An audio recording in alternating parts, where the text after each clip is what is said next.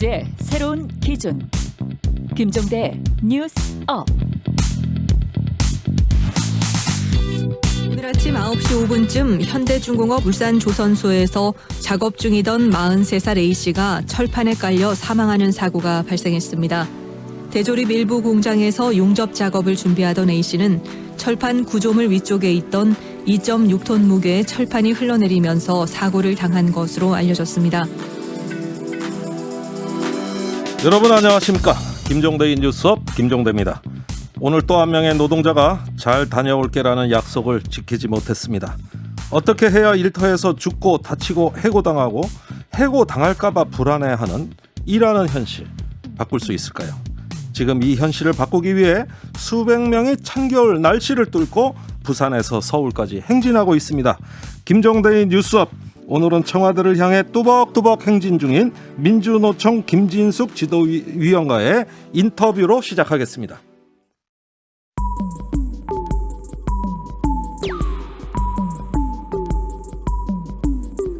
나쁜 일은 일어나기 마련.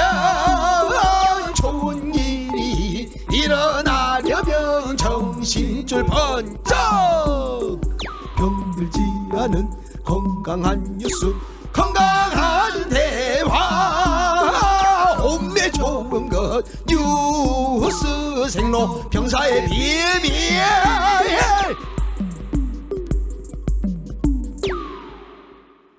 뉴스의 본질, 뉴스의 비밀을 파고드는 시간, 뉴스 생로병사의 비밀 시작합니다. 뉴스빙하 김민아 시사평론가, 뉴스화산 김수민 시사평론가, 어서 오세요. 반갑습니다. 안녕하세요. 예, 이게 오프닝부터 계속 좀 암울한 뉴스를 전해드렸습니다. 방금 오프닝에서 말씀드린 대로 수많은 해고 노동자, 산재 노동자, 비정규직 노동자들의 마음을 안고 김진숙 민주노총 지도위원이 부산에서 청와대로 뚜벅이 행진 중입니다.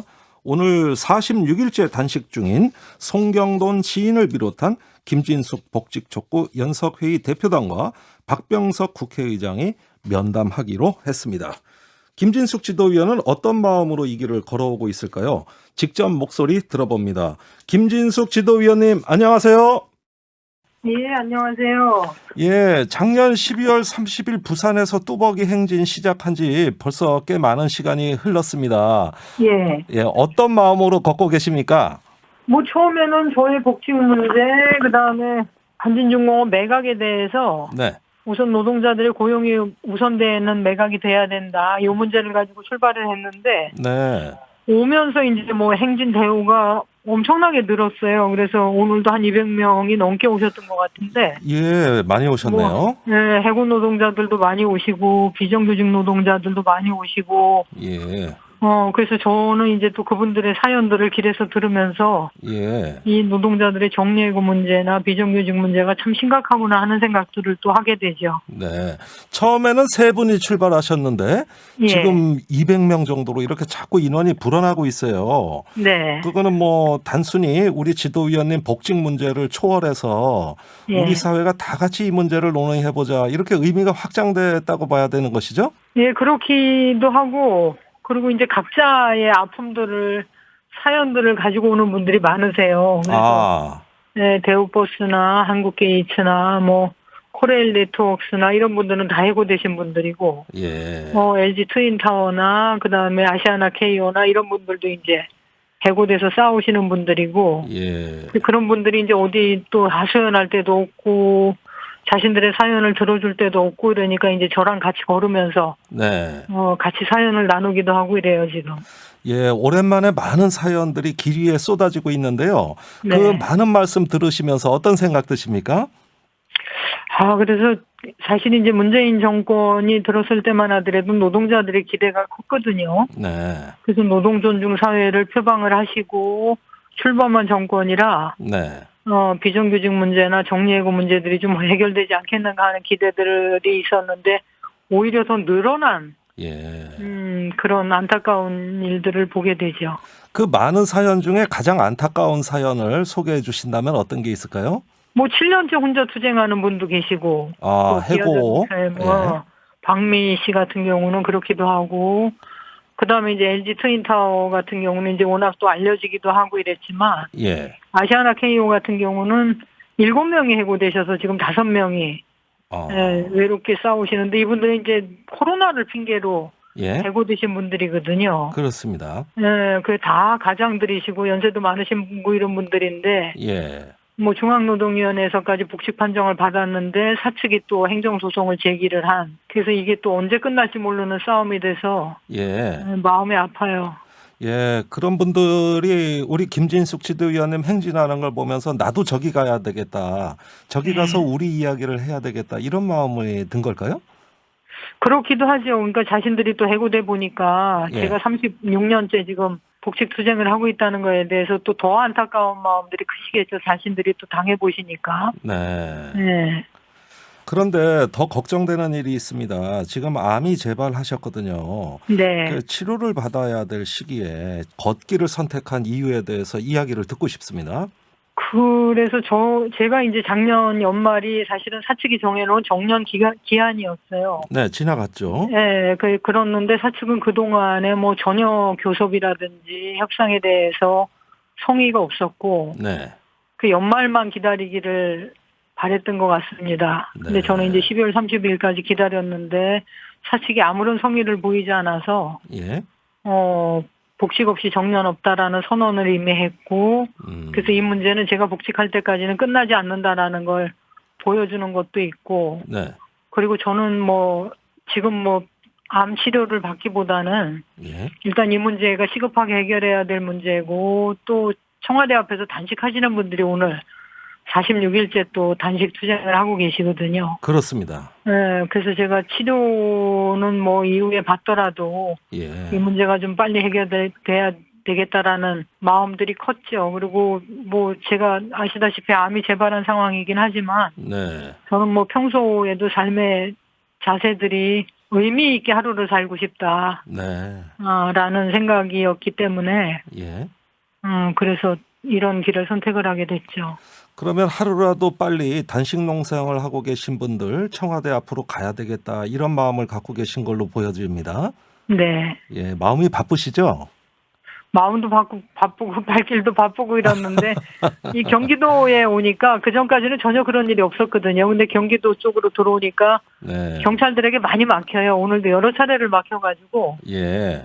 시간이 늦어지기도 했는데 그러니까 이게 지역마다 또 이제 방역 수칙이 달라서 어떤 때는 4명, 어떤 지역은 또 9명, 어떤 지역은 또 49명 이렇게 이제 끊어서 오게 하고 몸에 이제 또 대우버스나 한국게이츠나 코레일 네트워크스 같은 경우는 자신들의 요구를 또 몸에다 붙이고 가는데 그게 또 불법이라고 잡기도 하고. 예. 근데 그게 사람이 한두 명이면은 문제가 다른데 수백 명이 되니까 이제 시간들이 많이 걸리는 거예요. 예. 조금씩 네. 늦어지는군요. 사람이 많으니까. 그렇죠. 네. 네. 청와대 도착하실 무렵이면은 서울에서 아마 더 많은 사람들이 모일 것으로 주변에서 예측하고 있습니다. 결국은 그 청와대 앞까지 무사히 가서 이 많은 분들이 자기 이야기를 할 수 있을까 이 걱정도 지금 많이 생기네요. 청와대 앞에 도착하시면은 맨 먼저 어떤 말을 하고 싶으세요? 우선은 단식하시는 분들 병원에 가시는 게 급선무고, 네. 그 다음에는 정말 청와대 앞에까지 도착한 행렬들을 좀 대통령께서 직접 보셨으면 하는 바람이 있습니다. 네.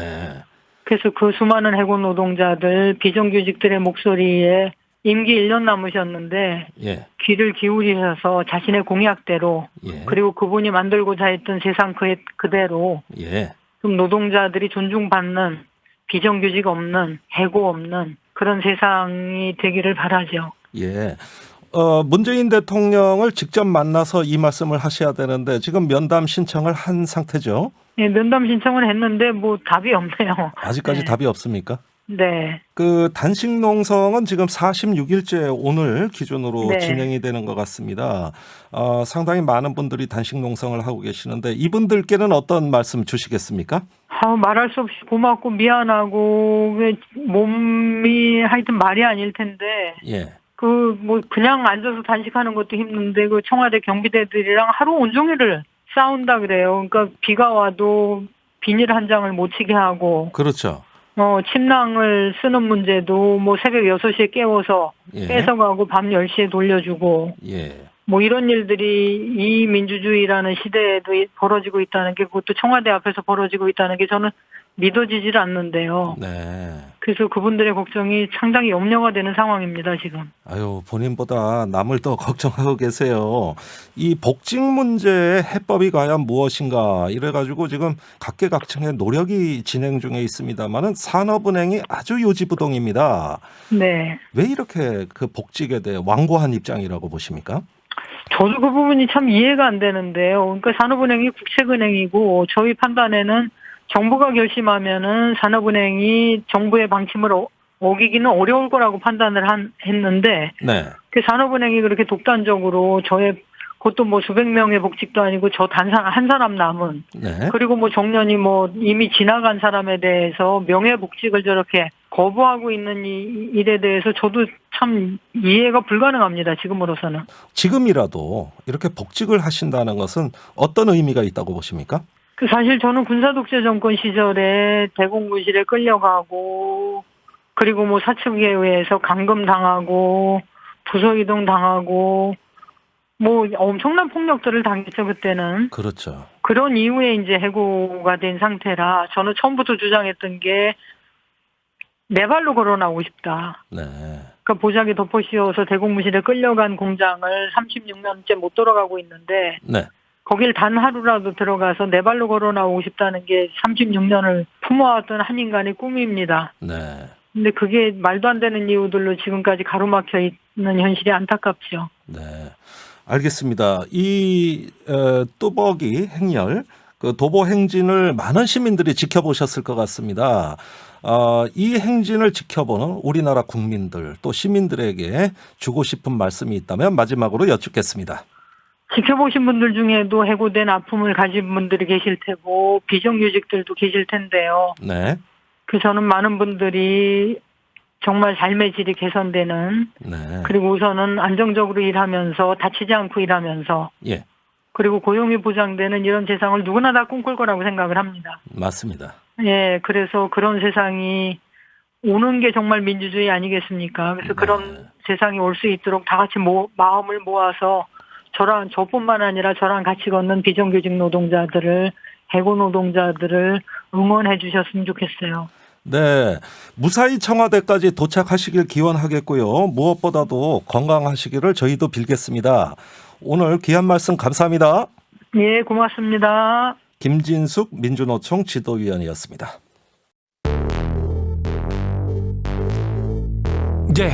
왜 뉴스는 태어나기만 하면 병이 들고 망가지는지 그 뉴스를 병들게 만들고 있는 건 도대체 누군지 병들지 않는 뉴스를 원하고 있지 그게 누구든지 그래서 우리는 김종대 목소리를 듣지 뉴스의 새로운 현상 뉴스의 생로병사 뉴스의 새로운 현상 뉴스의 생로병사 뉴스 생로병사의 비밀.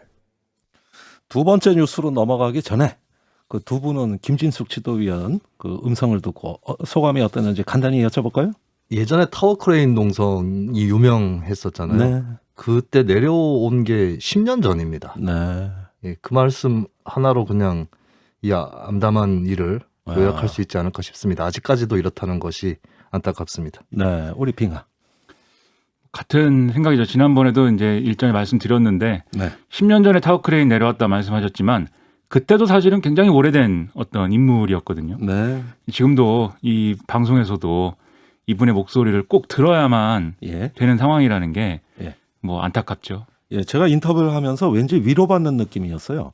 어떤 그 강인한 정신, 본인이 아픔에도 불구하고 일관된 목표를 향해 가는 어떤 한 인간의 그 불굴의 정신 이런 게 저희한테 왠지 위로를 준다 이런 느낌이 저는 받았습니다. 사실 11년 전쯤에 어느 매체에서 일을 하면서 김진숙 지도위원 인터뷰를 하러 갔던 적이 있거든요. 아, 그렇군요. 그때 한창 단식 농성 중이었고 그날이 16일째였나? 예. 그랬었는데 그때 카메라를 들고 들어갔을 때 일성이 예. 배고프다 였었어요. 그래서 오히려 어떤 강인함보다도 한편으로는 솔직함, 예, 본인의 어떤 소탈함? 마음이라든가 네. 이런 것들을 그대로 표현하는 그런 것들을 느끼기도 했었습니다. 알겠습니다. 자, 우리가 오늘 또 따끈따끈한 뉴스 아주 청취자들이 궁금해할 내용들 준비했습니다. 두 번째 뉴스는 화산이 준비하셨는데요. 변창흠 국토부 장관의 오늘 하루 행보를 짚어본다고요? 네, 그렇습니다. 오늘 변창흠 장관 항상 그럴 수 있겠지만 오늘 또 바쁜 날이었습니다. 국회에서 대정부 질문이 있었는데요. 네? 가덕도 신공항에 대한 답변이 눈길을 모으고 있습니다. 아하. 국민의힘의 김희국 의원이 질문자로 나서서 질문을 하기 시작했고 답변을 했는데 예. 그 내용을 보면은 김해 신공항이 근본적 문제가 뭐가 있는지 불분명하다. 라고 답변을 했어요. 네, 그래서 가덕도 신공항 건설은 검토가 이뤄진 다음에 추진할 수 있을 것이다. 어허. 이것은 여당에서 추진하고 있는 2월 내 특별법 통과하고는 좀 결이 다른 다르네요. 답변이라고 볼 수 있겠고 예. 저는 이것을 보면서 변창흠이 혹시 가덕도의 홍남기가 되는 것인가? 홍남기 부총리가 재난지원금에 예. 대해서 제동을 걸듯이 예. 변창흠 장관도 그러는 것이 아닌가 그런 어허. 생각이 들었습니다. 그리고 다른 부처들도 좀 곤란해질 수 있겠다는 느낌이 들었는데 예. 이 김희국 의원이 자기 당에서 나왔던 한일 해저 터널에 대해서도 반대 의사를 표명했던 의원이거든요. 예. 근데 오늘도 좀 정부를 곤란하게 한 게 예.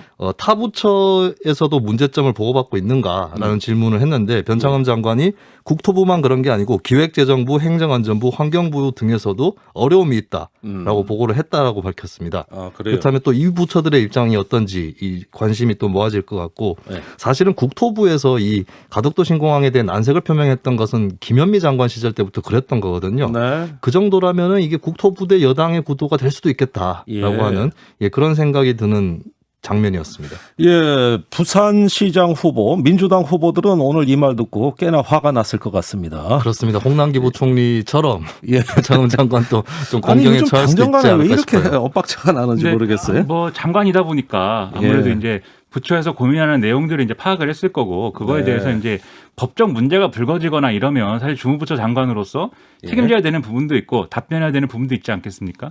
실제로 김해 신공항이 안 되기 때문에 가덕도 신공항으로 가자 이렇게 된 건데 네. 김해 신공항이 안 되는 이유 중에 하나가 뭐 산을 깎아야 된다 이런 게 있었어요. 네. 그리고 산을 깎기 위해서는 부산시랑 이제 뭐 협의를 해야 된다. 이게 법제처가 그렇게 유권 해석을 해서 네. 부산시가 반대하는 김해 신공항을 할 수 없다. 이게 이제 가덕도 신공항으로 가자는 거의 핵심 논리 중에 하나였는데 예. 그 법제처 해석이 맞는 거냐 틀리는 거냐 그리고 법제처 해석이 과연 그런 내용이냐를 둘러싸고 논쟁이 있었거든요. 예. 그러다 보니까 이제 변창흠 장관이 이런 얘기를 하고 있다고 볼 수 있고 그리고 뭐 아까 말씀하셨다시피 김현미 장관 시절에는 예. 그런 얘기였습니다. 이게 뭐 김해 신공항이 근거가 없고 추진이 어렵다고 하면 처음부터 그러면 어디다가 어떻게 신공항을 만들지를 입지 선정을 처음부터 해야 되는 게 맞는데 가덕도를 정해놓고 이렇게 추진하는 게 맞냐라는 얘기를 김현미 장관이 했었거든요. 아. 그러니까 사실은 주무부처에서는 그런 절차에 대한 고민들이 계속 있는 거죠. 네. 어쨌든지 간에 그래도 한참 이제 선거 전인데 뭔가 조금 결이 다른 이런 이야기 심상치 않게 들립니다. 변창흠 장관이 오늘 정부와 서울시 용산구가 쪽방촌 대책을 발표하는 자리에도 참석했다죠? 네, 일명 서울역 쪽방촌이라고 불리우는 후암 1구역에 대한 대책 네. 방안이 오늘 발표가 됐습니다. 서울시 국토교통부 용산구가 같이 발표를 했고 이 사업은 이제 한국토지주택공사 그리고 서울주택도시공사 여기서 공동으로 사업 시행을 할 계획이고요. 네. 이거는 이제 2사 대책 2월 4일 발표된 역세권 주택 공급 대책 계획 여기에 시범 사업 성격을 띠고 있습니다. 참고로 이 쪽방촌은 1960년대 형성이 돼서 현재 네. 1,007명이 살고 있고요. 아유, 많이 사시네. 네, 최근에 민간 주도로 개발이 추진이 됐다가 원주민 이주 대책이라든지 이런 것 때문에 난항을 겪고 무산이 됐거든요. 네. 그렇다면은 이 영역은 결국에 공공개발이 우선적으로 검토될 수밖에 없는 것 아닌가 네. 생각을 할 수 있고 이 공공개발이 필요하다라고 인정이 돼서 이런 사업이 추진되게 되었습니다. 그러니까 민간이 개발을 하면은 이 쪽방촌에 있는 분들이 이 재정착할 수 있는 형태의 그런 개발을 하는 게 아니지 않습니까? 여기를 네. 다 밀어버리고 예. 수익성이 높은 어떤 사업을 해야 된다. 예를 들면 그게 이제 외국인 대상 게스트하우스라든지 이런 거를 이제 하기 위해서 이제 재개발을 요구하는 건물주의 경우가 이제 많기 때문에 네. 그렇게 해서는 이 문제 해결 안 되고 결국은 공공 개발을 통해서 재정착을 할 수 있는 형태의 임대주택이나 이런 걸 만들어야 된다는 게 이제 문제의식의 핵심이죠. 아, 그렇군요. 자, 쪽방촌이 서울에 5대 쪽방촌이라고 있다고 해요. 네. 예, 그러면 어떤 종합적인 대책이 필요한 거 아니겠어요? 그렇습니다. 근데 다른 쪽방촌에도 이미 사업은 진행이 되고 있고요. 예. 영등포구 쪽방촌 같은 경우는 지난해에 이번에 발표된 동자동 쪽방촌과 마찬가지의 방식으로 개발하는 그런 계획이 확정이 됐습니다. 네. 그리고 남대문로 5가 쪽은 현재 민간이 주도하는 도시 정비 사업이 진행 중인데 예. 민간이 주도하는 것과 공공이 주도하는 것 한 비교할 기회가 또 생긴 셈이 되겠죠.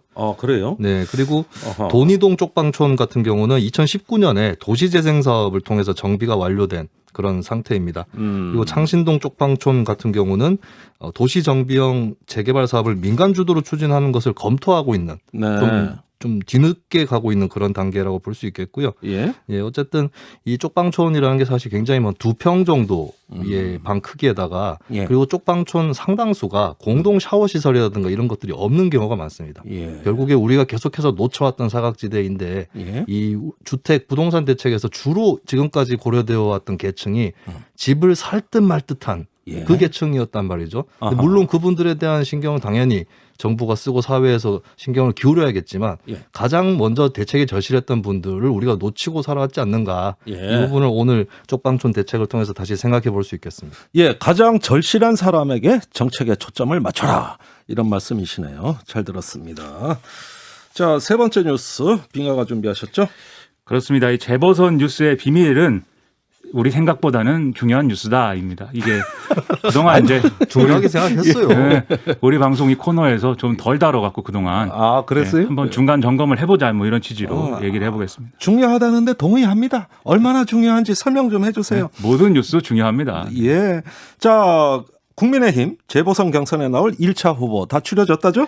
지난 3일부터 이틀간 예비경선 여론조사 이렇게 진행을 하고 그다음에 책임당원 투표 20% 그리고 지금 말씀드린 일반 시민 여론조사 80% 예. 각각 반영한 결과를 합산해 가지고 예. 그 이제 컷오프를 이제 진행을 해서 4명의 이제 본선 진출 후보를 추렸는데요. 예, 서울시장의 경우 얘기하시는 거죠? 그렇죠. 다 그렇습니다. 네. 서울시장의 경우에는 나경원 전 의원, 오세훈 전 서울시장, 조은희 서초구청장, 오신환 전 의원이 컷오프를 통과를 했습니다. 통과했고. 그렇습니다. 이게 이제 예비 경선 결과가 본 경선에 영향을 미칠 수가 있기 때문에 후보별 득표율이나 순위 이런 거는 이 공식적으로는 공개를 안 했는데 네. 언론에는 일부 보도가 되고 있는데요. 그래요? 나경원 전 의원은 당원 투표에서 1등을 했지만 여론조사에서는 2등을 해서 합산 1위를 기록했다. 합산 이렇게 1위. 됐고요. 그렇습니다. 그다음에 오세훈 전 시장의 경우에 여론조사에서 나경원 전 의원을 앞섰지만 예. 당원 투표에서 이제 반응이 안 좋아서 2등했다. 뭐 이런 결과가 나오고 있습니다. 그렇군요. 이게 본경선은 여론조사 100%이기 때문에 누가 예. 이기는 것이냐 이 관심사인데 예. 오세훈 전 시장이 이기나 하지만 또 여성 가산점이 있어서 두고 봐야 될 문제고 아하. 부산시장 경선 후보의 경우에는 박형준 전 동아대 교수, 박민식 전 의원, 이현주 전 의원, 박성원 전 부산시 경제부시장 뭐 이렇게 이제 4명이 있는데 예. 박형준, 이현주, 박성원, 박민식 순으로 지금 순위가 나와 있는 걸로 이제 보도가 되고 있고요. 예. 박형준 교수가 당원 투표 여론조사 모두 다 압도적 1위를 기록했다라는 소식입니다. 근데 예. 서울시장 선거 같은 경우는 국민의힘이 불씨를 남겼어요. 왜요? 여론조사 방식의 문제인데 예. 일반 여론을 이번에도 80% 합산하고 다음에는 100%로 치지 않습니까? 예? 문제는 국민의힘 후보를 어차피 안 찍을 사람도 이 여론조사에서 아. 경선 후보 중에 누군가를 선택할 수 있다는 거예요. 네. 그렇다면 사실 그 후보가 그렇게 경쟁력이 있는 게 아닐 수 있는 것인데 그렇다면 만약에 그렇게 해서 누가 당선됐다 한다면 이 비슷한 사례가 2007년 한나라당 예. 대선 후보 경선 때 외부 여론조사 반영 비율 때문에 이명박 박근혜 후보 사이에 싸움이 났고 경선 이후에도 박사모가 여의도에서 점거 농성하고 막 그랬었거든요. 그런 그렇군요. 일이 또 벌어질 수도 있다. 이번에도 그런 논란이 좀 우려가 됐었는데 예. 일단 공관위 차원에서는 그래서 민주당 지지자, 그러니까 여당 지지자들은 여론조사에서 빼자. 예. 그러니까 처음에 물어봐서 당신은 어느 정당 지지하십니까? 물어봐서 여당 지지자들은 빼는 게 좋지 않겠느냐는 논쟁이 있었는데요. 예. 일단 이거는 그런 거는 이제 치지 않고 그냥 이제 순수한 여론조사로 하기로 결론을 내린 상태입니다. 그래요? 그러면 이건 예비 경선 여론조사고 네. 이제 후보 선출 여론조사에서 아무래도 그런 문제가 더 크게 불거질 우려가 있다 이렇게 보시는 거죠? 80% 비중이 100%로 올라가니까 그 더 우려는 커진다. 더 커지겠죠. 그래요? 이게 중요한 관전 포인트를 짚어주셨습니다. 자, 본선거에서 어떻게 될지 궁금한데 서울시장 선거 그 각 당별 지지도가 막 여론조사 쏟아져 나오고 있는데요. 여론조사마다 결과가 다 달라요. 몹시 혼란스럽습니다, 이거. 그렇죠. 뭐 당별 지지도도 이제 출렁되는데 여기에 뭐 서울시장 후보들 지지율도 같이 갈 것 같은데 그렇지도 않고 상당히 여론조사마다 제각각입니다. 예. 그래서 주초에 이제 3자 구도를 가정한 여러 조합의 이제 여론조사 결과가 보도가 많이 됐는데요. 이게 박영선 전 장관이 3자 구도에서는 1등한다 이런 내용들의 이제 조사 결과였습니다. 예. 그러니까 우상호 의원이 여당 후보로 나갈 경우에는 선거가 상당히 불리하다. 이게 이제 그 여론조사 결과였는데 예. 그럼 이제 궁금해지는 게 3자 구도는 그런데 여야 양자 구도면 어떻게 될 거냐? 야권이 단일화되면 네. 이걸 보니까 이것도 이제 보도가 나왔는데 안철수 국민의당 대표로 단일화가 되면은 신승할 수 있다. 하지만 국민의힘 후보로는 진다, 여당에 진다. 이런 결과들이 많이 보도가 됐죠. 예. 그런데 오늘 또 조원 CNI가 시사저널 의뢰로 조사한 결과를 보면은 양자 구도의 경우에도 박영선 장관이 어떤 조합에서든 당선된다. 이런 결과가 나와서 예. 관심이 또 많이 집중되고 있습니다. 아, 그래요? 어떻게 봐야 됩니까? 이게 여론조사라는 거는 사실 같은 여론조사를 놓고 이 추이를 분석하는 것이 의미가 있는 것인데 네. 왜냐하면 여론조사마다 조사 방식, 질문 구성 이런 거에 따라서 얼마든지 상이한 결과가 나올 수 있기 때문에 사실 이렇게 각각 진행된 여론조사들을 이렇게 시계열적으로 예. 같이 놓고 분석하는 것은 사실 한계가 있습니다. 예. 근데 그래서 이제 이런 결과들은 참고만 해야 되는 건데요. 다만 이제 그동안 벌어진 사건들이 선거와 여론에 지금 얼마나 영향을 미치고 있는 거냐 이런 것들은 평론가들이 가늠해 볼 수 있는 거죠. 예. 그래서 먼저 출마라든가 단일화 관련 이벤트가 그동안 뭐가 있었느냐를 떠올려 보면 지난달 26일에 박영선 전 장관이 출마 선언을 했고요. 네. 31일 날 금태섭 전 의원이 출마 선언한 데 이어서 제3지대 단일화 이걸 제안을 했죠. 네. 그리고 지난 3일 날 안철수 대표가 금태섭 전 의원의 제안을 공식 수락했습니다. 그리고 오늘 국민의힘 1차 컷오프까지 나온 게 아마 이 여론조사의 여러 이제 내용들에 반영이 되고 뭐 이런 과정이 있었을 것 같고 네. 사건으로 따지면 북한 원전 문건 논란이라든지 법관 탄핵 그리고 부산의 경우에 뭐 가덕도 신공항이나 한일 해저 터널 이런 것들이 이제 영향을 미쳤을 텐데 예. 어떻게 영향을 미친 거냐 따져봐야 되겠죠. 그러니까 굉장히 변수가 많다. 그렇습니다. 예, 오히려 상수는 별로 없고 굉장히 그 가변적이고 유동적이다 이런 말씀 같아요. 그러면 야권 단일화 문제 좀 짚어보겠습니다. 이번 주에 가닥이 잡히는 분위기였는데 이게 여론에는 어떤 영향이 있을까요? 이 금태섭 전 의원이 선제적으로 나서가지고 안철수 대표 표현대로 하면은 뭐 A리그, B리그 이렇게 토너먼트 구도가 형성이 됐는데 네. 그동안은 이제 안철수 대표를 많이 비난했던 김종인 위원장도 모두 한 식구라는 마음으로 싸우지 말고 열심히 단일화 해보자 이렇게 얘기를 하고 있습니다. 네. 근데 거대 정당인 국민의힘하고 안철수 대표가 단기 필마로 이렇게 승부를 거는 이런 그림보다는 관심이 좀 떨어지는 게 사실이고 금태섭 안철수 단일화는 사실 유권자들에게 뭐 마음으로 와닿는 그런 또 그림은 아니거든요. 예. 여기에 박영선 전 장관 출마 선언 컨벤션 효과가 더해져서 여당에 좀 더 우호적인 국면이 됐기 때문에 앞으로 안철수, 금태섭 두 사람이 어떤 단일화 과정을 거쳐서 뭔가 동력을 계속 이어나가느냐가 지금은 이제 관건이다. 예. 그리고 2말 3초까지 어떤 과정들이 있을 거냐를 이제 지켜봐야 된다. 그게 이제 쟁점이 될 것 같습니다. 예, 아직까지 큰 영향은 없고 앞으로 단일화 양상에 따라서 영향이 있을 것 같다. 바람을 계속 불러일으키지 않으면 야당의 시간은 야당 편이 아니기 때문에 그 바람 어떻게 만들어내냐 지켜봐야 되겠죠. 네. 하여간 바람이 어떻게 불지 몹시 어지럽다 하는 느낌이 듭니다. 뉴스 생로병사의 비밀은 여기까지입니다. 뉴스 화상 김수민, 뉴스빙하 김민아 두 분 수고 많으셨어요. 고맙습니다.